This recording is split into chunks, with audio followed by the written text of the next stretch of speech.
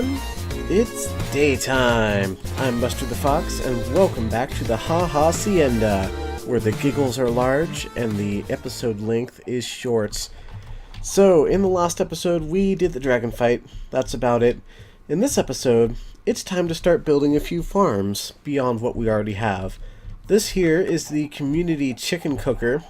It just makes lots of chicken. Now, I wanted to make my own chicken farm, because believe it or not, I'm going to need tons and tons and tons of feathers for a future project way off in the future. But yeah, feel free to guess at what I might need feathers for. There's only a few things in the game that you can use feathers for. Who knows, there's a few different things, but I was going to build my own over near my base, but I figured since it uses mobs, you know, the chicyones in there, there's no need to build a second one when there's one already here. So, in the interest of preventing lag, I just went ahead and modified this one. So, this particular design had been throwing away the feathers. And it's also overflow protected. So what it would do is it just filtered out the feathers and put them down here into a dropper. You can see the redstone for the dropper clock that was back there. And under here there is some lava. So what I did is I just got rid of the dropper and put some chests in here to filter out the feathers. Oh, apparently some of the chicken gets in here too. Interesting. So this shouldn't be full. No, it's not full. I guess that's a flaw in the design. But anyway, so this should catch all the feathers. And the way this was overflow protected before is if it got full, then it would just put all the rest of the chicken in with the feathers, which would then push it out into the lava, which means that I've kind of gotten rid of the overflow protection by doing this. I guess a little bit dangerous. Oh, by the way, the dispenser and the comparator are here in case anyone wants to remove this and repair it, because I understand if someone might get nervous because I kind of removed it. There is 3 double chests of extra storage in here, and I will be coming periodically to get the feathers out of here. But I just wanted to get an early start on the feathers. So if anyone else has a problem with this, feel free to remove it, I suppose, and I'll just build my own somewhere else. I just wanted to not make too much lag here in the spawn town by making a bunch of chicken farms. So yeah, that's what I did here. It should be okay. There's still plenty of room for chicken. And the idea is I wanted to build it here in the spawn town, because there's always people hanging around here, right? And that means that even when I'm not offline, then the farm will be producing drops automatically, and then I can come back and get them, you know. Same deal with what I'm going to do over here at my base. I want to start making a farming room, and I've done a start to it. You can see right here, I've started building a little room, well, digging out a little room. I haven't been building anything. This is going to be my little automatic farming room. I'm going to build a few, you know, automatic farms in here. And like I say, building them here in the spawn town means that they'll be loaded almost all the time by all the people who play on this server, and I'll be able to get tons of drops out of these without having to stay online and AFK all the time. So I'm going to go ahead and start building my first farm. I have all the supplies in here, and I'll show you what it is once I get done with it. Yaha! And it is complete. It is a sugarcane farm, a very simple one using observers. So this is obviously a sugarcane farm. Sugarcane grows, it hits the observer when it gets to the top part, and then it activates all of the pistons, pushing it down onto the block there, and then a minecart with hopper picks it all up and puts it into this here chest. Very easy, very simple, very good. This is kind of based on one of my own designs. The whole observer thing was pretty easy for anybody to figure out, really. I don't know why that's like that. So, I guess you could say this isn't partially my design. So, well, it partially is, but partially isn't, I guess. The observer sees it. As soon as it does, it fires off this redstone, which will bud power the pistons. Oh my goodness. It is thundering outside. Anyway, bud powers the pistons, which pushes the sugarcane, and then of course it has nowhere to go but land on the block, and then we can collect it nice and easy. So that's all this is. Get that back. Yeah, so this is a good sugarcane farm. This is another resource that I'm going to need a lot of. Yeah. Anyway, now that I've shown you that, I'm going to go ahead and close this up here so that I don't cause any loss of drops. There we go. Now I'll probably put some slabs up here at some point. I don't suppose it matters. Speaking of stuff that doesn't matter, I'm flying. I have not done any decoration just yet. Right now, I'm going for functionality rather than aesthetics. I'm going to be using some stone bricks, mainly because while we have defeated the dragon, we're still kind of start game-ish. Yeah, so stone brick is really easy to get. There's a lot of different variations. There's stairs and slabs, as you can see here. There's also the cracked and mossy stone brick, and lots of variation. So that's what I'm going to go with down here eventually. I wish it would stop it. I'm going to go sleep. Be right back. Anyway, so this is one of my automatic farms complete. I know I want to build at least one other farm in here before the end of the episode, so I'm going to go ahead and get to that now. And here we go.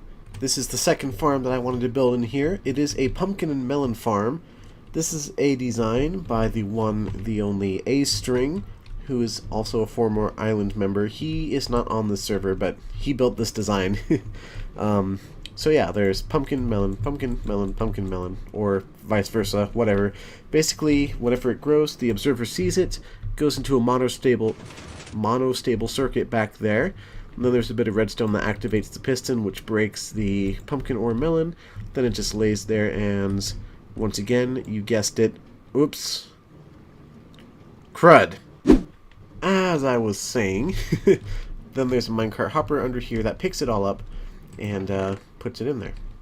So good stuff. Also, it's been a few days since I built this one, actually, between these two being built. Check out how much I have. Wow, just kidding. It was actually only up to like here, which is still a lot considering, but I had a lot saved up from before. So yeah.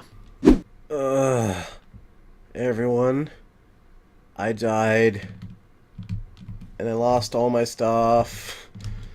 Oh, it's horrible.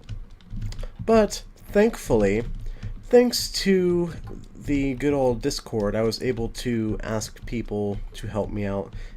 What happened is I got a phone call while I was on the server, preparing to record no less, and a zombie killed me while I was in the other room taking the phone call, and then by the time I got back, all of my stuff had already despawned.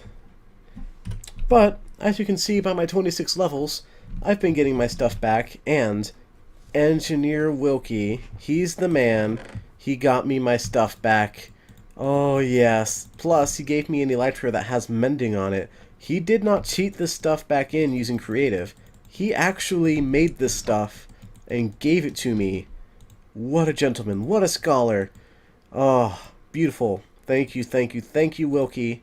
I owe you one. So, yeah. This segment has been a little bit fake because I already got all my stuff back and named it all the way I had it and got all the enchantments and stuff that I wanted. In fact, I forgot to ask him for one of these, and I forgot to tell him that I lost some rockets too, but rockets aren't that big a deal. And I had to move my ender chest here because I lost the one that I had. But yeah, there's a, in my ender chest I have like a couple stacks of rockets, so it's not a big deal. Anyway, let's move that stuff in there, and then I want to head down here because I want to show you guys the results of our farming. Because like I say, we built this thing here specifically so that people could AFK here pretty much for us. So, that's full. That's full. And look how full that is. And it just went off too. Yay, it just got picked up. And down here, that's full. That's full, unfortunately, of melons. And that is up there.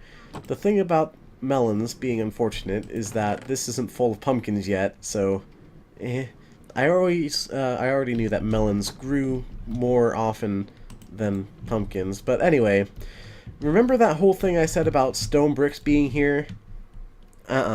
We ain't doing stone bricks. Who are we kidding? We're in 1.12. We've got to use concrete. So, what color concrete have I made?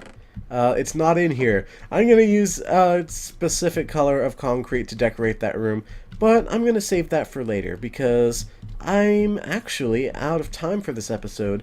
I've been kind of dragging it on, to be honest. I went out of my way to say, oh yeah, the episode titles or the episode length is going to be short for these so that I can, you know, pump them out more quickly, and hopefully I will be from now on. Oh, also, I need these feathers. So there's no need for me to build a feather farm because there's one here, and this is also overflow protected because whoever built that chicken farm, I guess, decided after seeing mine that it needs to be overflow protected. Anyway, over here, what is this monstrosity?